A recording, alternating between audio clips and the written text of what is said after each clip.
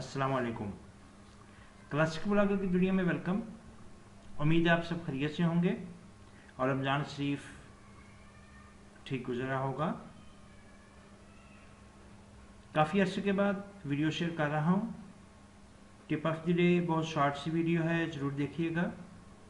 हमारे चैनल को अभी तक आपने सब्सक्राइब नहीं किया तो इसको सब्सक्राइब कर लें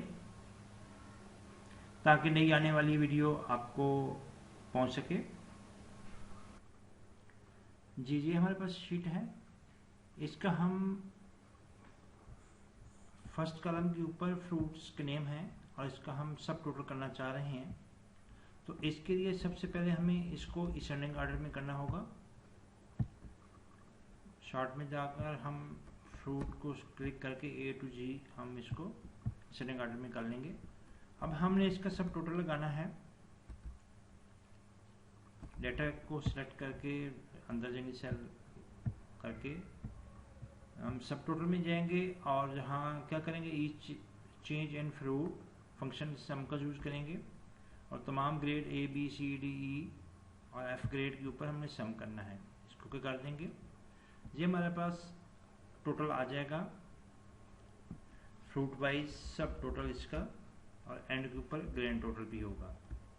अब जहाँ क्वेश्चन है कि हमने जस्ट इस डिटेल को कॉपी नहीं करना, इसके टोटल्स को ही कॉपी करना है।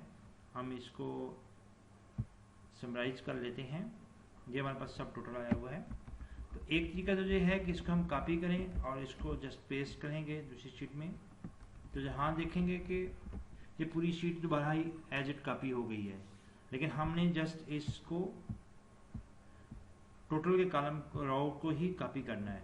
तो यहाँ क्या करेंगे, इस शीट को कॉपी करने के बाद डेटा को आल्ट सेमीकोलन प्रेस करेंगे तो ये हमारी सिलेक्शन उन्हीं जो विजिबल सेल हैं उनकी हो जाएगी। और इसको कॉपी करके हम कहीं भी डेटा को पेस्ट करेंगे तो हमारी वो समरी शीट ही यहाँ शो होगी। तो ये सब टोटल को जो विजिबल सेल को ही कॉपी करने का आसान तरीका है और इसकी मदद से हम अपने काम में आसानी और बेहतरी ला सकते हैं। उम्मीद है आपको जो वीडियो पसंद आई होगी।